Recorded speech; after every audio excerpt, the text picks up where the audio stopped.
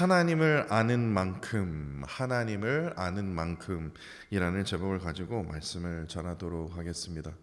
그 코로나19 팬데믹으로 인해서요, 교회 여러 전반으로 많은 변화가 일어났는데, 특히 이 교회 예배에 대한 큰 변화가 생기면서 뭐 온라인 예배다, 뭐 오프라인 예배다, 그리고 뭐 대면 예배다, 비대면 예배다 뭐 하면서 이러한 새로운 용어가 탄생을 했습니다. 사실 이 코로나19 때문에 이러한 예배에 대한 이 새로운 용어가 태어난 게 아니라 이 전에도요, 코로나 전에도요, 이 예배의 형태가 다양했습니다. 뭐 특히 교파마다 뭐 장로교회 예배, 뭐 침례교회 예배, 순복음 뭐 예배, 뭐 제가 제일 싫어하는 그건데, 예. 근데 뭐 노년층 예배, 뭐 젊은층 예배, 그래서 뭐 전통적인 예배, 뭐 그리고 뭐 현대적인 예배로 나누어서 이러한 다양한 형식의 예배를 드리고 있지 않습니까? 근데 중요한 게 이거예요. 우리 교회가 어떠한 형식의 예배를 드리고 있는가, 그게 중요한 게 아니라 정말 중요한 것은 다양한 형식의 예배가 존재한다고 해서 그것이 하나님께서 특정한 예배를 선호하시기 때문에 여러 종류의 예배가 존재하는 게 아니라는 거예요. 다양한 예배가 존재하는 것은 하나님과 관계가 없어요. 그냥 단지 사람의 그 문화적인 상황에 따라서 그냥 바뀐 것뿐입니다. 그렇기 때문에 우리는요, 이 본질적인 질문을 던져야 된다라는 겁니다. 예배에 대한 이 본질적인 질문이요. 진정으로 하나님께서 원하시는 예배가 무엇인지, 이러한 질문을 계속해서 던져 나가야 된다라는 겁니다. 그러면 여러분들은 뭐라고 생각하십니까? 하나님이 진정으로 원하시는 예배가 어떤 예배일까요? 침례교회 예배일까요? 아니면 장로교회 예배일까요? 그렇게 생각하는 그 자체가 너무나 질이 떨어지지 않습니까? 근데 우리는 이미 이에 대한 답을 알고 있어요. 장로교회 예배가 최고다, 침례교회 예배가 최고다, 이게 아니라 우리는 이미 성경 말씀을 통해서 이 답에 대해서 하나님께서 진정으로 원하시는 예배가 무엇인지 우리는 알고 있어요. 그것이 바로 요한복음 4장 23절로 24절입니다. 아버지께 참되게 예배하는 자들은 어떻게 예배하니까? 영과 진리로 예배할 때가 오나니. 장로교 예배, 침례교 예배, 이게 아니에요. 영과 진리의 예배라는 겁니다. 영과 진리의 예배가 없다면 장로교회, 뭐 침례교회, 순복음교회 그거 필요 없어요. 영과 진리로 예배할 때가 오나니 곧 이때라. 아버지께서 자기에게 이렇게 예배하는 자들을 찾으시느니라. 영과 진리라는 거예요. 그렇기 때문에 하나님은 영이시니 예배하는 자가 영과 진리로 예배할지어다. 예수님께서는요, 예배의 핵심이 어떠한 방법이나 조건이나 형태가 아니라 무엇입니까? 영과 진리로 드리는 예배의 목숨을 걸어야 된다는 거예요. 너무나 답답하지 않습니까? 영과 진리가 그 안에, 우리가 드리는 예배 안에 있냐고요. 그렇기 때문에 대면 예배다, 비대면 예배다, 온라인 예배다, 오프라인 예배다, 어떻게 보면 중요할 수 있어요. 그러나 그게 말씀을 보면요, 그렇게 중요하지 않는다라는 거예요. 정해진 공간에서 뭐 찬양을 해야 되고, 그 다음에 기도를 해야 되고, 설교하고, 그 다음에 헌금 순서는 맨 마지막에 해야 된다, 그 절차가 중요한 게 아니다라는 거예요. 하나님께서 진정으로 원하시는 예배, 하나님께 드리는 진정한 예배는 반드시 무엇이 작용해야 됩니까? 나의 영과 나의 진리가 작용해야 된다는 거예요. 비록 몸은 하나님을 예배하지만 마음은 하나님을 향한 그 간절한 그 영과 진리로 예배를 드려야만이 하나님께 진정한 예배 드리는 그 예배자가 될 수 있다라는 거예요. 그렇다면 조금 더 깊게 들어가 볼까요? 그렇다면 영과 진리로 드리는 예배는 무엇일까요? 라고 우리가 질문할 수 있습니다. 계속해서 요한복음 4장 22절을 보시면요, 너희는 알지 못하는 것을 예배하고 우리는 아는 것을 예배하노니 이는 구원이 유대인에게서 남이라. 이게 무슨 뜻이냐면요, 출애굽 이후에 이스라엘 백성들이 어찌했습니까? 광야에서 떠돌면서요, 하나님을 아는 지식이 없이 제사를 드렸어요. 그러니까 이들의 잘못이 아니라 뭐 알 기회가 없었죠. 그들이 그 애굽에서 노예 생활하면서 그들이 보았던 다시 말해서 그들이 생각했던 하나님은 그야말로 그 이집트 사람들이 만들었던 뭐합니까? 금송아지였어요. 그렇기 때문에 모세가 시내산에 올라갔을 때 이스라엘 백성들이 하나님의 형상을 좀 만들었으면 좋겠다라는 마음으로 무엇을 만듭니까? 금송아지 우상을 만든 거예요. 왜냐? 하나님에 대해서 무지했기 때문에. 이들은요, 하나님을 그냥 그 하나님의 형상을 금송아지로 알았어요. 왜냐? 그들이 배운 게 그거거든요. 애굽으로부터 배운 게 그거거든요. 그렇기 때문에 우상은요, 무엇으로부터 시작이 됩니까? 하나님에 대한 무지함에서부터 시작이 된다는 겁니다. 출애굽기 1세대가 가나안 땅에 들어가지 못했던 결정적인 이유가 무엇입니까? 바로 불순종입니다. 근데 그 불순종으로 시작된 뭡니까? 우상 숭배에 있어요. 근데 이것이 이스라엘 백성, 그 당시 이스라엘 백성들의 문제가 아니라 우리의 문제도 된다라는 거예요. 하나님을 섬기는 것 같아요. 매주마다 교회 예배 드리러 나옵니다. 그렇지만 내 안으로 깊이 들여다 살펴보면요, 지금 나 자신이 스스로 만들어 놓은 그 우상이, 다시 말해서 금송아지 우상이 지금 내 안에 들어가 있다라는 거예요. 왜 그렇게 말을 하냐? 내가 원하는, 내가 간절하게 소망하는 것, 이것을 들어주는 우상을 계속해서 지금 내 안에 계속해서 만들어가기 때문에, 그렇게 만들어가는 자가 바로 연약한 인간이기 때문에 그렇습니다. 그렇기 때문에 우리는 하나님을 바로 알아야 된다는 거예요. 하나님을 알기 위해서 말씀을 묵상해야 된다는 거예요. 하나님을 알기 위해서 예배에 힘써야 된다는 거예요. 하나님을 알기 위해서는요, 바로 알기 위해서는 어떻게 해야 돼요? 우리의 영과 우리의 진리로 하나님을 간절한 마음으로 예배해야 된다는 거예요. 저는 루이빌 교회에 섬기고 있는 목사입니다. 그렇기 때문에 당연히 루이빌 교회에서 목회를 하고 있습니다. 그러나 여러분들 꼭 이거 기억하십시오. 루이빌 교회에서의 목회보다 더 중요한 것이 저에게 있어요. 이건 또 뭔 소리야? 그렇게 말씀하실 텐데, 루이빌 교회에서 목회하는 것보다 제일 중요한 게 무엇인 줄 아십니까? 바로 나 김요한 목사와 하나님과의 관계예요. 다시 말해서 김요한 목사가 아니죠. 김요한과 하나님, 전능하신 하나님과의 관계예요. 이 관계가 올바르지 않으면요, 말씀이요, 그냥 뻔한 말씀 돼버리고요. 제가 여러분들을 섬길 때는요, 그냥 아무런 감동도 없고 사랑도 없어요. 하나님과의 관계가 먼저여야 돼요. 다시 말해서 하나님을 바로 알지 못하는 목사는요, 그 목회를 통해서 무엇을 만들어 가냐면요, 자신의 왕국을 만들어 갑니다. 그게 특징이에요. 아무개 교회 딱 하는데 갑자기 그 목사 딱 떠오르면요, 아, 저분은 자기네 왕국을 만들어 가는 중이구나, 그렇게 생각이 돼요. 그럼 하나님의 관계도요, 그거는 안 봐도 뻔해요. 자기 팬들로 완전히 그냥 가득 차 있거든요. 저도 그러고 싶어요. 제가 딱 등장하면 사람들 우르르 모이고, 딱 루이빌 한인 장로에게 그러면, 아, 김요한 목사가 세웠지, 아, 김요한 목사가 없으면 이 교회 망하지. 저도 그런 말 듣고 싶어요. 그런데요, 그렇게 하면요, 100%예요. 하나님과의 관계가요, 올바르지 않는다는 거예요. 왜냐? 사탄 마귀가 역사하거든요. 하나님과의 관계가 제일 중요하다는 거예요. 하나님과의 관계를 통해서 뭐합니까? 하나님께서 원하시는 목회가 나오는 거예요. 성도들 또한 똑같습니다. 하나님의 성도로서 제일 중요한 것이 뭐냐면요, 뭐 금식하고, 뭐 말씀 뭐 통독하고, 성경 공부하고, 뭐 예배 한 번도 빠지지 않고, 뭐 헌금 드리고요, 뭐 그런 거는요, 다른 종교 생활 하시는 분들도 더 열심히 해요. 근데 뭐냐면요, 하나님과의 관계예요. 하나님을 체험하고요, 하나님을 경험하는 이 영적인 일에 목마름이 있어야 돼요. 그렇기 때문에 뭐합니까? 말씀을 읽게 되는 거고, 그렇기 때문에 예배에 참석하게 되는 거고, 그렇기 때문에 뭐합니까? 지금 이 시간에 이른 새벽에 일어나서 우리가 예배하게 되는 거예요. 이러한 영적 목마름 때문에요. 하나님, 저 지금 저 집 사야 됩니다. 우리 아들 지금 대학을 보내야 됩니다. 이거 위해서 지금 새벽에 일어나셨으면 그냥 주무세요. 기도 안 하셔도 다 이루어질 거예요. 주무세요.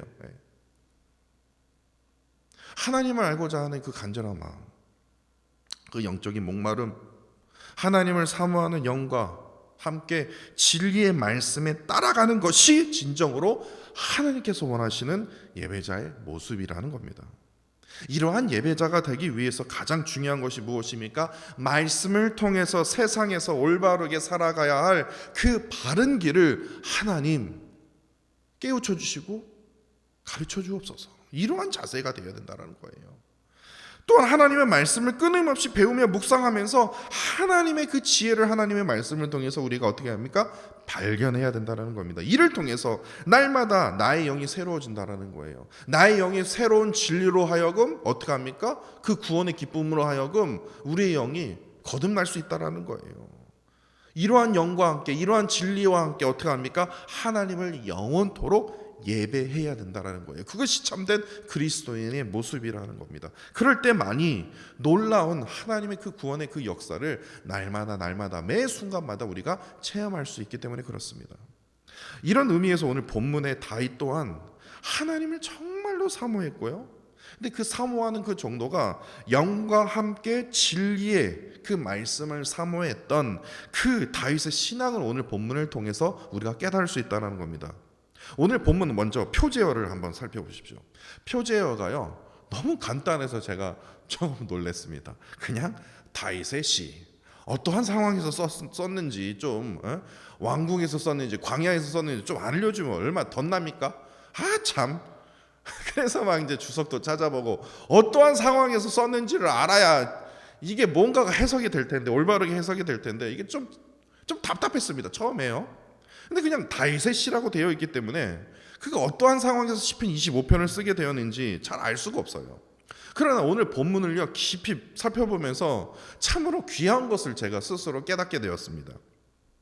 오늘 본문은요 25편뿐만 아니라 저번에도 제가 말씀드렸는데 25편뿐만 아니라 9편, 10편, 23편, 34편, 111편, 112편, 119편 그리고 145편 이렇게 총 9편이 어떻게 되어 있냐면요.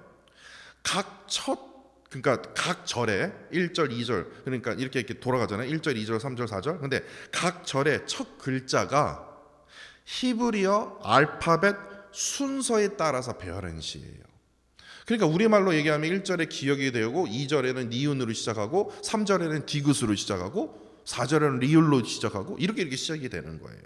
그래서 이 9편의 오늘 본문뿐만 25편도 그렇고요. 그 9편 총 9편의 그 시가요.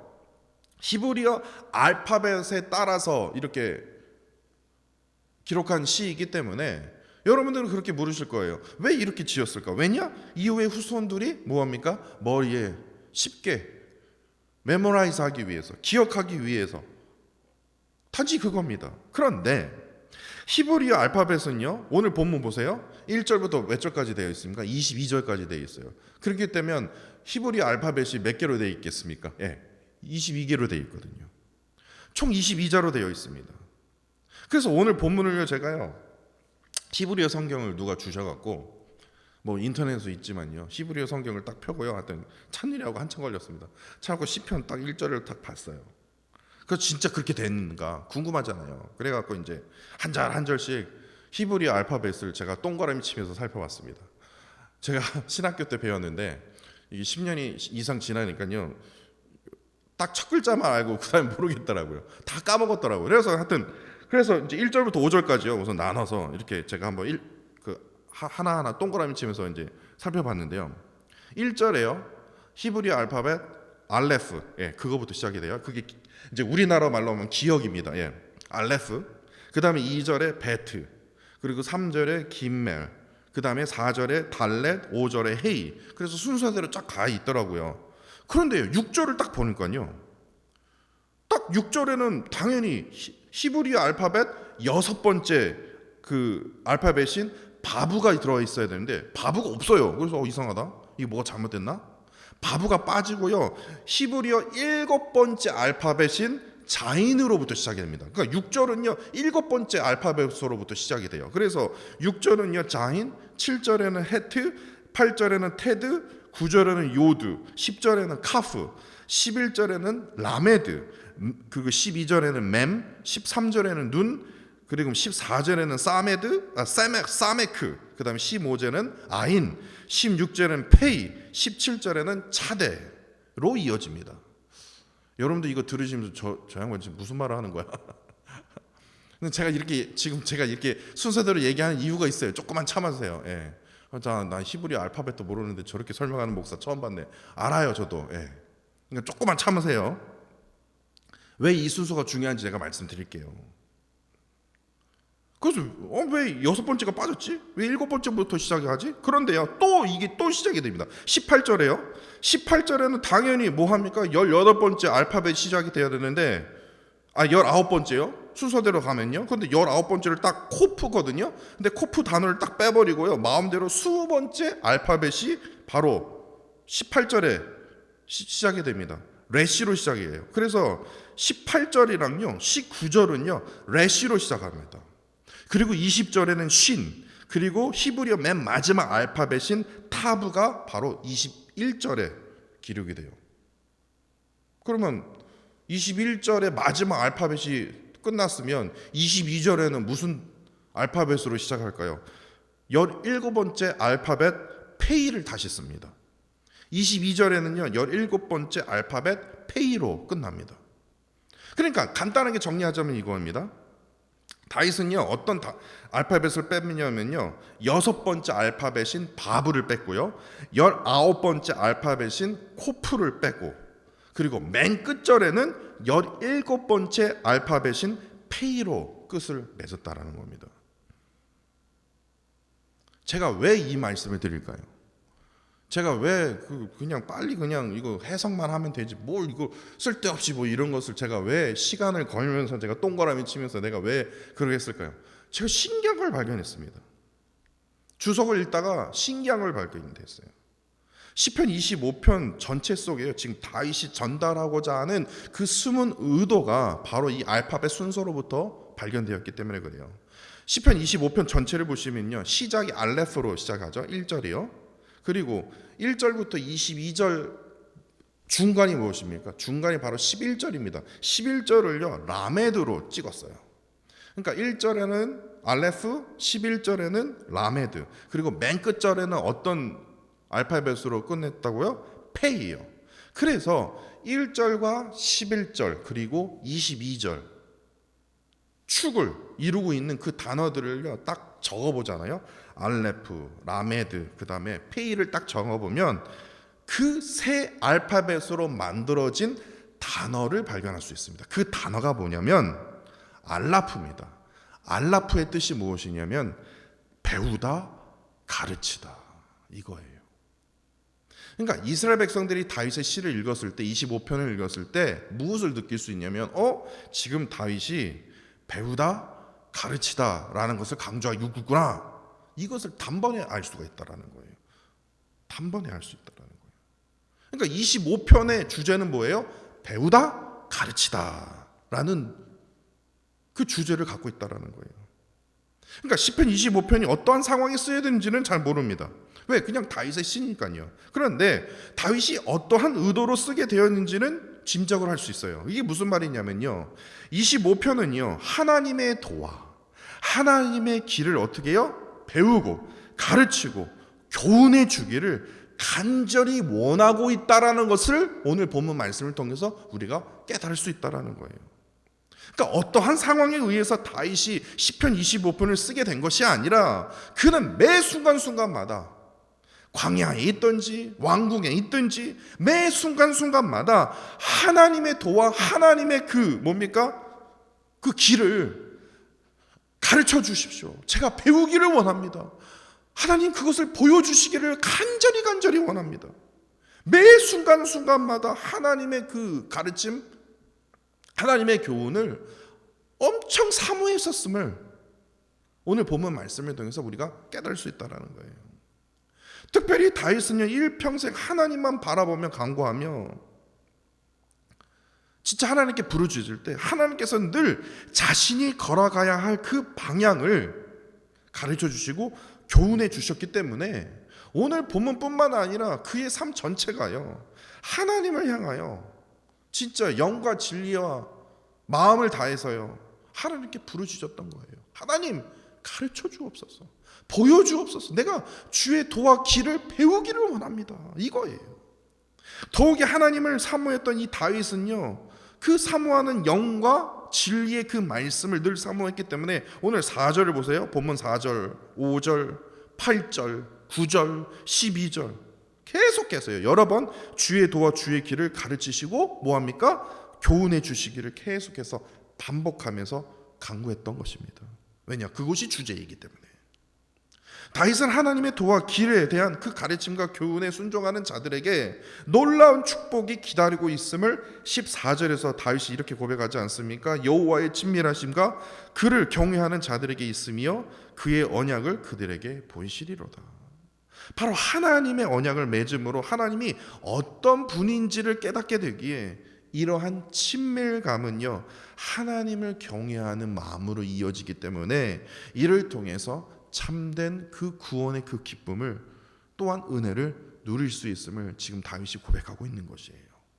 그렇게 다윗은요 15절에서 자신의 눈이 항상 여호와를 바라본다고 고백하면서 자신이 원수들의 압제에서 구원해 주실 분이 오직 전능하신 여호와 하나님이심을 지금 고백하고 있는 것입니다. 16절에 비록 자신이 너무나 외롭고 괴롭고 진짜 살 소망이 끊어지는 어떤 그러한 상황이 찾아와도 하나님을 향하여 자신의 눈을 돌 때면, 하나님을 향하여 부르짖을 때면 언제나 하나님께서는요 은혜를 베풀어 주시기를 간절히 간구하고 있어요. 그러면서 19절과 20절에 수많은 원수들로부터 겪게 되는 위기의 그 상황에서도 자신의 영혼을 지켜달라고 간구하면서 특별히 자신이 죽게 피할 때에, 주의 날개 그늘 아래 거할 때에 원수들로부터 수치를 당하지 않도록, 시험에 당하지 않도록 하나님의 그 보호하심, 그 은혜를 간구하고 있지 않습니까? 이처럼 다윗은 어떠한 상황에 처해 있더라도요 늘 하나님의 영과 진리로 하여금 주의 도와 주의 길을 가르쳐 달라고 교훈해 주시기를 간절히 원하고 있었기 때문에 21절을 보시면요, 성실과 정직으로 자신을 보호하시고 인도하여 달라고 간구할 수 있었던 것입니다. 그러면서 22절에서는요 다윗은 자신의 시각을 넓혀서요 자신뿐만 아니라 모든 이스라엘 백성들의 그 고통과 환난에 위해서 간구하면서 하나님의 보호하심과 인도하심이 끊어지지 않게 영원할 수 있도록 중보하면서 그의 시가 마치게 되지 않습니까? 그렇기 때문에 오늘 본문의 다윗을 통해서 우리가 아주 중요한 것을 우리가 깨닫게 됩니다. 하나님에 대한 어떤 기억을 갖고 있느냐에 따라서 우리의 믿음이 달라진다라는 거예요. 이게 무슨 말이냐면요, 다윗이 기억하고 있는, 또한 다윗이 믿고 있는 하나님은요 7절을 보시면요 긍휼이 많으신 하나님이세요. 영원부터 인자하신 하나님이었습니다. 또한 8절에 보시면요 선하시고 정직하신 하나님이셨어요. 그러니까 다윗이 체험한 하나님이 바로 이런 하나님이라는 거예요. 그럼에도 다윗은요 계속해서 하나님을 더욱 더 새롭게 알고 싶었기 때문에 자신의 그 영적인 목마름과 사모하는 그 영과 함께 진리의 말씀에 따라 살기를 끊임없이 그는 간구했던 것입니다. 그렇기 때문에 5절에요 주의 진리로 나를 교훈하여 주시고 지도하여 주시고 주는 내 구원의 하나님이시니 내가 종일 주를 기다리나이다 라는 그런 고백이 가능할 수 있었던 것입니다. 그러니까 하나님을 체험하고 하나님을 경험하는 그 영적인 일에 대한 이 간절한 목마름으로 하여금 다윗은 늘 하나님 앞에 기도하는, 또한 간구하는 삶이었음을 우리가 오늘 본문을 통해서 우리가 깨닫게 됩니다. 다윗은요 하나님을 새롭게 알아갈 때 이것이 그의 삶에 있어서 큰 힘이 되었다라는 거예요. 큰 원동력이 되었다라는 거예요. 이처럼 하나님을 아는 만큼, 오늘 설교의 제목입니다. 하나님을 아는 만큼 하나님을 신뢰할 수 있는 것이에요. 하나님을 알아야 신뢰할 수 있는 거 아닙니까? 하나님을 아는 만큼 하나님을 깊이 사랑할 수 있는 거예요. 하나님을 모른다면서 I love Jesus, I believe Jesus 그렇게 얘기하는 게 너무 웃기지 않습니까? 아니 하나님에 대해서도 모르면서 뭔 사랑을 한다고 그러고 뭐 하나님을 믿는다고 해. 그러면서 나는 크리스천이래요. 하나님도 모르면서. 이게 말이 안 된다는 거예요. 하나님을 아는 만큼 하나님을 향한 우리의 믿음이 성장할 수 있는 거예요. 신앙생활이요, 즐거울 수 있는 거예요. 하나님을 모르기 때문에 신앙생활에 능력이 없는 거고, 신앙생활이 뜨겁지가 않은 거예요. 왜냐? 하나님을 모르기 때문에. 그렇기 때문에 호세아서 6장 3절 말씀이 저는 갑자기 떠오르더라고요. 호세아가요, 백성들을 향해서 이렇게 말하지 않습니까? 우리가 여호와를 알자. 힘써 여호와를 알자. 왜냐? 그의 나타내심은 새벽 빛같이 어김없나니 비와 같이 땅을 적시는 늦은 비와 같이 우리에게 임하시리라. 임하시리라. 새벽의 비와 같이, 마른 땅을 적시시는 늦은 비와 같이. 이게 무슨 말입니까? 우리의 삶 아닙니까? 우리의 늘 갈급하고 피곤한 영혼을요 충분히 적시시고 또한 만족해 하시는 그 전능하신 그 하나님의 은혜를 우리가 누리기 위해서 힘써 여호와를 알자. 힘써 여호와께 구하자. 주의 도와, 주의 길을 가르쳐 주시고 교훈하여 주옵소서. 이러한 심정으로 하나님 앞에 날마다 나아갈 때요, 오늘 본문을 통해서 다윗이 누렸던 그 놀라운 그 구원의 그 축복을 우리 또한 동일하게요 누릴 수 있다라는 겁니다. 하나님의 은혜 아래 늘 거하시는 저와 사랑하는 성도 여러분들이 되시기를 간절히 원합니다. 기도하겠습니다. 하나님을 아는 만큼 하나님을 깊이 신뢰할 수 있으며 사랑할 수 있으며 우리의 믿음이 성장할 수 있음을 깊이 깨닫게 됩니다.